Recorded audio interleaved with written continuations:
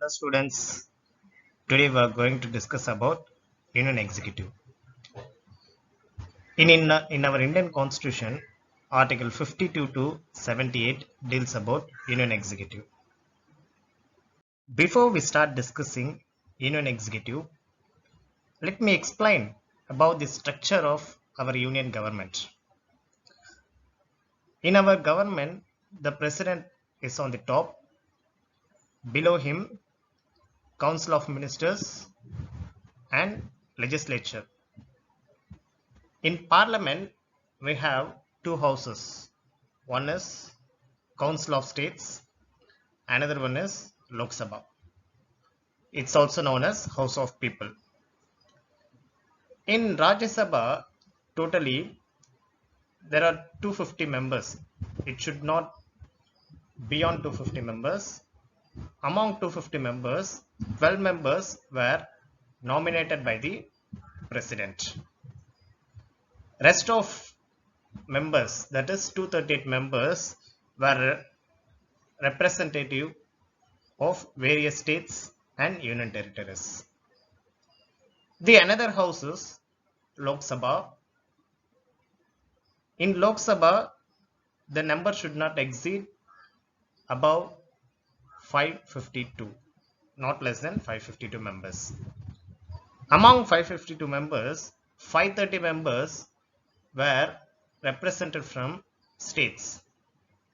2 members are nominated from Anglo-Indian by the President of India. And not more than 20 representatives of the Union territories. So this is the structure of our government.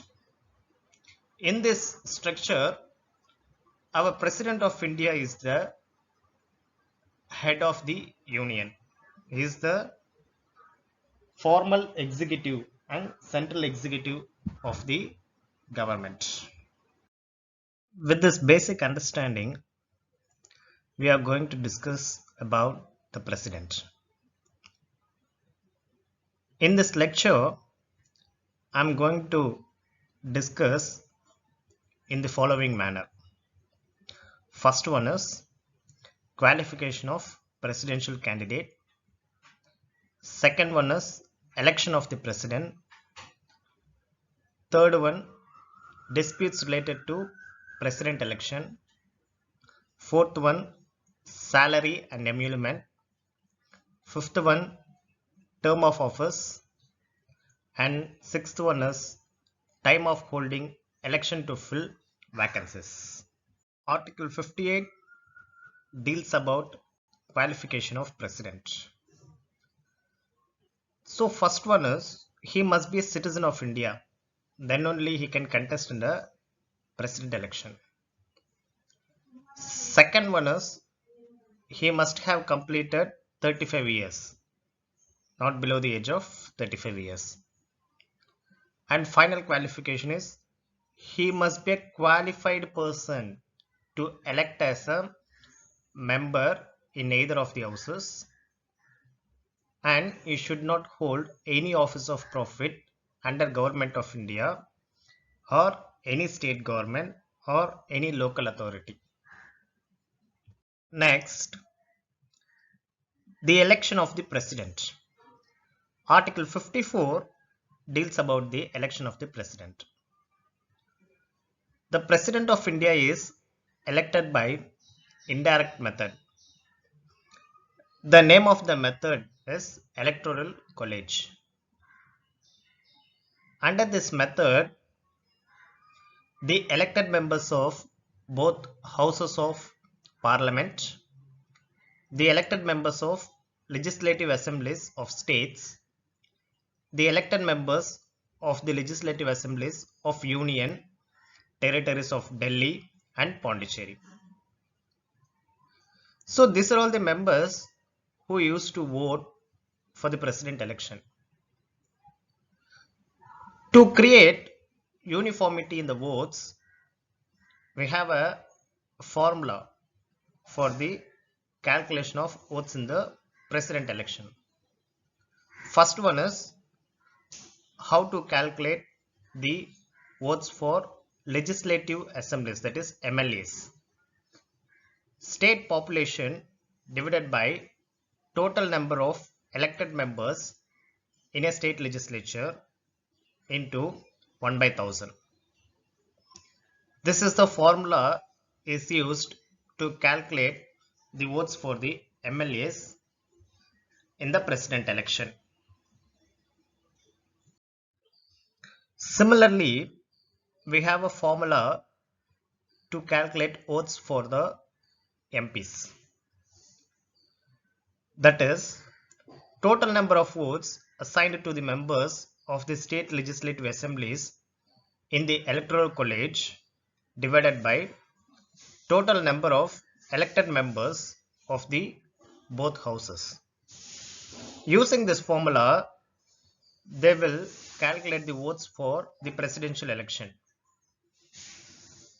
Then we are going to discuss about an important case law on the election of the president, that is in re presidential poll. This case has been referred by the president by exercising article 143. Usually whenever the president gets a doubt in a legal, he may approach the Supreme Court to get a remedy. So article 143 deals about adversary jurisdiction of the Supreme Court. The Supreme Court will give an advice to the president whenever it's required. By using article 143, the president raised a question in the Supreme Court. In a Gujarat State Assembly, the government was dissolved under article 356. Now he raised an important question whether the presidential election will affect due to non-availability of the MLAs from Gujarat. For this, the Supreme Court held that the presidential election can be conducted even though the government is dissolved under article 356. So the Supreme Court clearly stated that due to non-availability of MPs or MLAs, the presidential election will not be stopped. That means it can be conducted even though the MLAs are not available in a particular state. Next, by exercising article 71 clause 3, the parliament have a power to enact a law to regulate the elections of the president and vice president. By exercising this power, the parliament enacted a law called as Presidential and Vice Presidential Election Act 1952. This act consists of 4 parts. Part 1 deals with preliminary, that is short title and definition. Part 2 deals with conduct of presidential and vice presidential election. So for the president candidate, minimum 10 electors should support him. Then only he can nominate or he can file nomination before the election commission. Then he should pay a 2,500 rupees as a deposit amount. Apart from this, as usual, nomination, filing of nomination and withdrawal of nomination and sufficient time will be given by the election commission under these acts. Next, part 3 deals about disputes regarding election. If any dispute arises, the Supreme Court can adjudicate the cases related to the president election. Part 4 deals about miscellaneous. So rest of the things will be discussed under section 20A to 23. This is the act which has been created to regulate the election of president and vice president. Earlier, the president election related disputes can be raised before the Supreme Court. It's not possible for a common man to file a case for the president election. The presidential candidate or 10 or more electors alone have a power to file a case. That is, they alone have a locus standi to file a case. The common people are not allowed to file a case with respect to president election disputes. The adjudication or exclusive jurisdiction rests with the Supreme Court of India. The president is entitled to receive the salary and other allowances under Article 59, Clause 3. The Parliament have a power to enact a special legislation to regulate the salary of the president. By exercising this power, the Parliament enacted a law called as the President Emoluments and Pension Act 1951. This act consists of 6 sections. Section 1 deals about short title and applicability. This act applies to president and as well as retired presidents. Section 1A deals about emolument of the president. Presently, the salary of the president is 5 lakhs. Next, section 2 deals about pension to the retired presidents. The retired president is entitled to get 50% of his salary as a pension. Section 2A provides family pension to the spouse of the president. Section 3, free medical allowances and treatment to the spouse of the president dying in the office. That is, if the president dies in office while he is in office, the free medical and allowances with respect to medical will be given to the spouse of the president. Next, section 3A deals about free accommodation to the spouse of the president. Section 4 deals about sums to be charged on the Consolidated Fund of India. Whatever the allowances on salaries are given to the president are charged from the Consolidated Fund of the India. Section 5, power to make rules. Section 6, power to remove difficulties. These two sections were exercised by the central government from time to time to make rules with respect to salary, emoluments, pensions with respect to president. And whenever there is difficulties in this act, it can be removed by the central government by issuing a separate notification. Next, Articles 56 and 57. It deals about the term of the office. The term of the president is 5 years, wherein he may be terminated under 2 circumstances. One is voluntarily giving resignation to the vice president, and second one is removal of the president for the violation of the constitution through the process of impeachment. Then Article 57 states that eligibility for re-election. The president is eligible to re-election. That is, he can contest for the election for n number of times. There is no restriction for him. Next, we discuss about the impeachment procedure of the president. The president can be impeached only for the violation of constitution provision.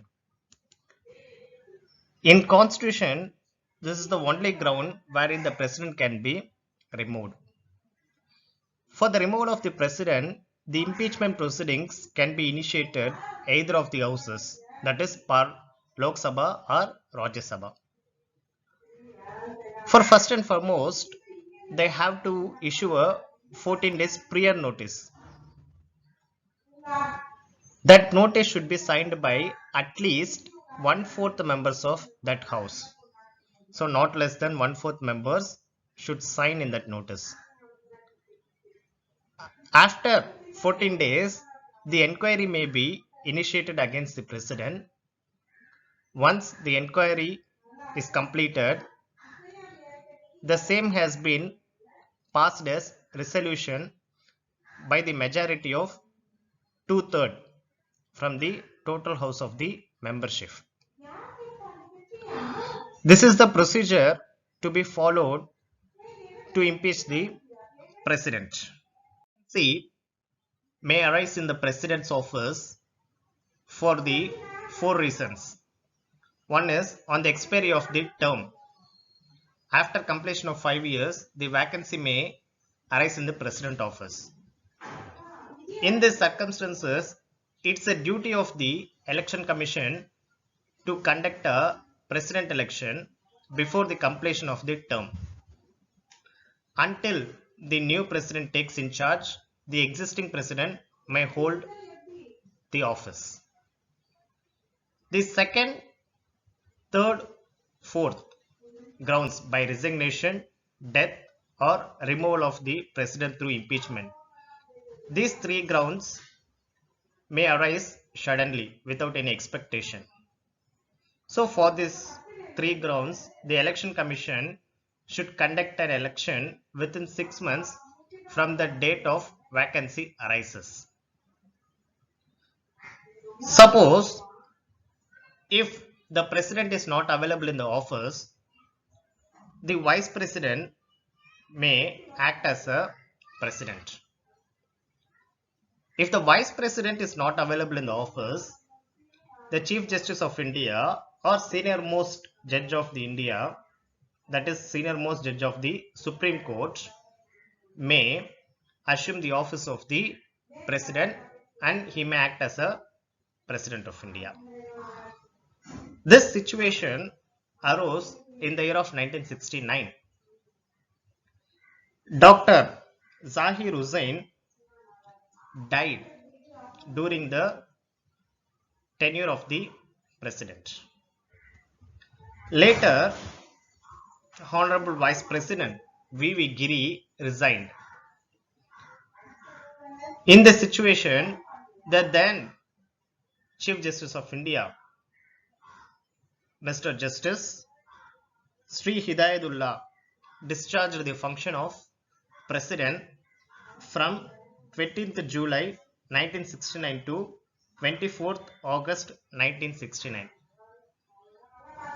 This is the history wherein for first time the Chief Justice of India acted as a president.